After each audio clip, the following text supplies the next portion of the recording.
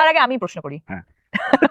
যে তোমার সব থেকে ইম্পর্টেন্ট রিলিজ এবছরে, সেটা আমার কাছে কেন ফোন এলো? তোমাকে কে বলেছে এটা আমার সবথেকে বেশি ইম্পর্টেন্ট? আমাকে বলতে হচ্ছে না, এটা সবাই জানে। Actually this is one of my most এটা বলবো না, আমার তুমি অনেকগুলো ছবি করছো, দারুণ তোমার ওয়েটিং রুমটাও আগের দিন তোমাকে গল্পটা বলছিলে, আমার সত্যি ভীষণ ভালো লেগেছে। আমার এই বছর অ্যাম্বুলেন্স দাদা বলে একটা ছবি আছে, খুব ইম্পর্টেন্ট একটা ছবি, এবং টনিক টু। বাট এই ছবিটা আমার কাছে খুব স্পেশাল হয়ে গেছে অনেকগুলো কারণে। মানে তোমাকে হয়তো স্পেশাল হওয়ার আগে আমার কাছে তো ফোনটা এসেছে। স্পেশাল হওয়ার আগে, কারণ স্পেশাল তুমি আসাতেই স্পেশাল হলো, এটাও সত্যি। এমনি একদিন ভাবছিলাম, একদিন না, মানে আমার টিম, আমার অফিস, সবাই চাইতো ওকে দেশু হোক। এমন একটা লড়াইয়ের সামনে আমি পড়লাম, যেখানে জিততে গেলে আমাকে তোমার সাপোর্ট লাগবে। দেশু, দীপক অধিকারী, শুভশ্রী, মানে দেব আর শুভশ্রী, শর্ট ফর্ম দেশু, তাদের 7 নম্বর মুভি আসতে চলেছে 2026-এর দুর্গাপুজোর টাইমে। বেসিক্যালি ক্রিসমাসে তো টনিক 2 আসছে 2026। তো মাঝখানে প্রচুর কন্ট্রোভার্সি, প্রচুর কিছু উঠেছিল যে ধূমকেতু একটা 10 বছরের পুরনো মরা ছবিকে রিলিজ করিয়েছে শুধুমাত্র দেব শুভশ্রীর হাইপে। বইটা 22 কোটি টাকা বিজনেস করে নিয়েছে, যার বাজেট ছিল 5 কোটি টাকা। না আছে বইটার কোনো স্টোরি লাইন, না আছে কিছু, জাস্ট ফর দ্য একটা লোকের কী করে সে মানে টেরিস্ট হয়ে উঠলো সেটার উপর বেস করে ধূমকেতুটা হয়েছিল, এবং বন্ধুদের মধ্যে গল্পটা, দেব আর রুদ্রনীল। কিন্তু বইটা চলেছে শুধুমাত্র দেব আর শুভশ্রীর নামে, দেব শুভশ্রী আছে। ঠিক এই কেমিস্ট্রিটাকে কাজে লাগিয়েই দীপক অধিকারী মানে দেব তার প্রডিউসার কাম বিজনেস পলিসিটাকে কাজে লাগাতে চাইছে, যে দেব শুভশ্রী থাকলেই বই হিট, স্টোরি লাইন যাই হোক না কেন। সেই জন্য, এবং সেটা ক্রিয়েটিভ ডিরেক্টর আবার দেব নিজে, সেই জন্য গুছিয়ে একটা গল্প লেখা শুরু হয়েছে। দেশু 7 নাম রাখা হয়েছে, কিন্তু নামটা ঠিক হবে পয়লা বৈশাখের টাইমে, মানে 15 এপ্রিলের দিক করে নামটা ঘোষণা করা হবে। এখন কথা হচ্ছে যে হঠাৎ করে এত কাণ্ড করে দেশু 7 আনছে কেন? আমি কয়েকটা কথা না বললেই পারছি না। যে কয়েকটা জিনিস দেখেছিলাম যখন ধূমকেতু রিলিজ করেছিল, তখন বড়মার কাছে পুজো দিতে যাওয়া, শাড়ির আঁচল ধরা, অনেক কিছু করেছে। তারপর যেই না বইটা রিলিজ হয়ে গেল, হয়ে যাওয়ার পর রঘু ডাকাতের টাইমে যে যার মতো করে মুখ আলাগালি করছে, আমাদের মধ্যে কিছুই নেই, শুধুমাত্র বিজনেসের প্রমোশনের জন্য যাওয়া, এসেই হলো। তারপর দেবের কিছু জিনিস স্ট্রাইক করেছে, যে দেবকে গিল্ড থেকে বলেছে যে 2026-এ বই রিলিজ করতে না দেওয়া, ক্যালেন্ডার থেকে নিজের নাম সরিয়ে নেওয়া, পুজোর টাইমে বই রিলিজ না করা, যাতে নতুন প্রডিউসারদের বই রিলিজ করতে সুবিধা, তারা প্রফিট পায়। মানে সবটাই তো দেব একা খেয়ে চলে যাচ্ছে, সেই জন্য। তারপর দেব নিজে ঠিক করলো যে না, আমি শুভশ্রীর সাথেই টাই আপ করে একটা বই বের করবো। শুভশ্রীর সাথে টাই আপ হলো। এবার ফেসবুক লাইভে এলো এরা বইয়ের প্রচার করতে।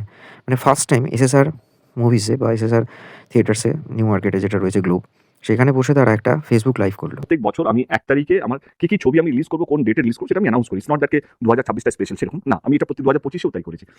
কিন্তু 2026-এ অনেকগুলো ঘটনা ঘটলো, কে রিলিজ নিয়ে কমিটি তৈরি হলো। তখন আমি মনে হলো এমন কিছু করতে চাই যেটা তোমার প্রশ্ন কিছু একটা করছিলে।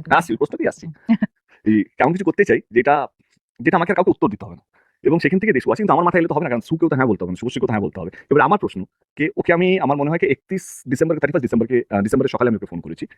আমার মনে হয় তুমি থাইল্যান্ডে ছিলে, এবং ও আমাকে 30 সেকেন্ডে, একটা সেকেন্ড বেশি না, হ্যালো শোনো আমি একটা ছবি প্ল্যান করছি, তুমি করবে কি করবে না? বলে গল্প নেই, ডিরেক্টর আমি। তুমি ভালো ডিরেক্টর তো? বলে আমার ছবিগুলো দেখে নাও, অন্যরা ডিরেক্ট করছে, তুমি ভালো ডিরেক্ট করতে পারবে তো? বলে হ্যাঁ, হয়তো করে নেবো, ছোলাবো না তোমাকে।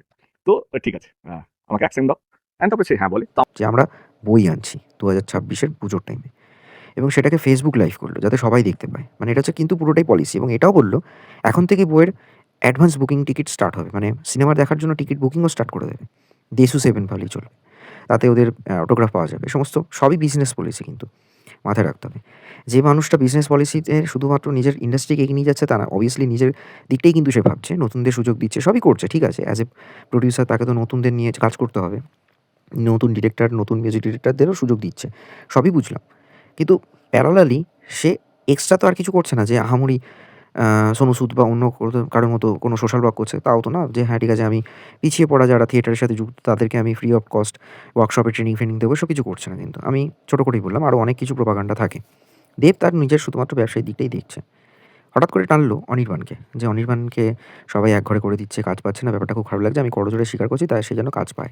মজার ছলে সেটা বলতে হয়, বললো। এটা কিন্তু মাথায় রাখতে হবে, এটা ফেসবুক লাইভ হচ্ছে। কি নিয়ে কি ঝামেলা বা কেন? কারণ আমি আমার কাজ নিয়ে ব্যস্ত ছিলাম।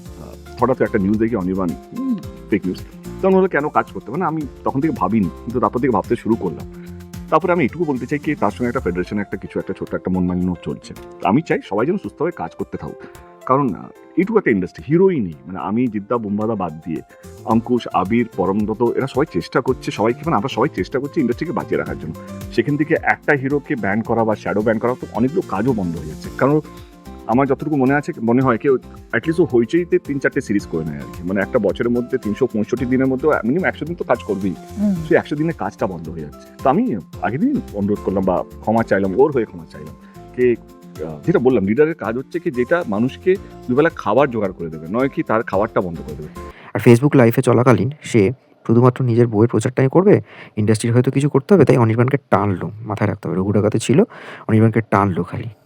অনির্বাণ কিন্তু মাঝখান থেকে মুরগি লেটার পোস্ট করেছে, অনির্বাণকে টানলো। কিন্তু তাদের মেন মুদ্রা কথা হচ্ছে একসাথে বই করব, এবং কয়েকটা জিনিস না বললেই নয়, নিজেদের পার্টনারদের কথাও বলেছে যে আপনারা আগেরবারে আমাদের পার্টনারদেরকে নিয়ে প্রচুর ট্রোল করেছিলেন, মানে রুকিনি আর রাজকে নিয়ে, এবারে প্লিজ এটা করবেন না, তাদেরকে সম্মান নষ্ট হোক সেটা যেন না চায়, সম্মানহানি হোক সেটা যেন না ঘটে। এটাই তাদের বক্তব্য ছিল। মানে তারা রীতিমতো বলেছে যে আমরা পার্টনারদের সাপোর্ট পাই, তবেই আমরা দেশু করতে এসেছি। পাস্টে যাই ছিল, কখনোই কেউই আমরা আমাদের জীবনে পাস্ট নিয়ে বেঁচে থাকতে চাই না। আমরা সবাই জীবনে এগিয়ে যেতে চাই, এবং এগিয়ে যাওয়ার নামই হচ্ছে জীবন। এবং কোথাও গিয়ে তাই আমরা অনেকটা এগিয়ে গেছি বলেই আজকে প্রফেশনালি আবার আমরা একসাথে কাজ করতে পারছি with the support of our partners, Correct. Which is very very important. তো প্লিজ আমাদের পার্টনার্সকে কেউ কোনোভাবে, আমি এটা বলছি না যে ওদের খুব একটা কারুরই খুব একটা ইয়ে হয়, না, মানে but আমার affect লাগে, করে, আমার বাট লাগে। হ্যাঁ এক্স্যাক্টলি আমাদের খারাপ আমাদের লাগে। দায়িত্ব তো আমাদের, কারণ তাদের সম্মানটা তাদের আমাদের রেসপেক্টটা সম্মান, আমাদের হাতে। আমাদের রেসপেক্ট, মানে কোথাও যেন মনে রাজের রেসপেক্ট আমার রেসপেক্ট, আর রুপিনির রেসপেক্ট অফ কোর্স আমরা আমাদের রেসপেক্ট। মানে আমি রিয়েলি থ্যাঙ্কস জানাতে চাই রুপিনি এবং রাজকে, যারা আমিও। আমাদেরকে সাপোর্ট করেছে বলেই আজকে আমরা এখানে বসে আছি। এটা নিয়ে আজকে অনেকের অনেক প্রশ্ন করছে, আমি সেসময় যাচ্ছি না ভাই। এটা আলটিমেটলি তোমরা সিনেমা বানাও, আমরা দেখতে যাই পয়সা খরচা করে। সিনেমা ভালো হোক কি মন্দ হোক সেটা আমরা রিভিউ দিয়ে দেবো। প্রজাপতি 2 আমার আহামরি কিছু লাগেনি, আমি আগেও বলেছি। গল্পের মধ্যে কিছু ভ্যারিয়েশন পাইনি। এবারে বলেছে যে 7-8 মিলে একদম গল্প গুছিয়ে লিখতে বসেছে, এপ্রিলের মধ্যে কমপ্লিট করে ফেলবে। তারপর শুটিংয়ের কাজ শুরু হবে, প্রি প্রোডাকশন, দেন প্রোডাকশন, পোস্ট প্রোডাকশন। তো 3টে ধাপে কাজ হয়ে থাকে। তো কথা হচ্ছে যে এই যে এত কিছু করে ফেসবুক লাইভ টাইপ করে এরা যে এলো দেশু 7, দেশু, দেব শুভশ্রীর প্রতি যে মানুষের একটা সেই ভালোবাসা, সেই একটা ক্রেজ, জানি না এখনও কারা কজন মেতে রয়েছে, সকালবেলা এখনও দেখি লোকজন যায়, মানে কাজকর্ম না থাকলে বোধহয় এটাই। আমার মনে হয় নিজেদের কাজকর্ম নিয়ে ভাবাটা অনেক বেশি। আমরা তো আর এখন সেই কলেজে সেই স্কুলের টাইমে পড়ে নিই। সো নিজেদের নিয়ে ভাবাটা উচিত। এরা ফেসবুক লাইভ করুক, বিজনেস কামাক, আলটিমেটলি আমাদের কিন্তু কিছু হবে না। পয়সা খরচা করে আমরা দেখবো, আর ওদের পকেটে পয়সাটা ঢুকবে।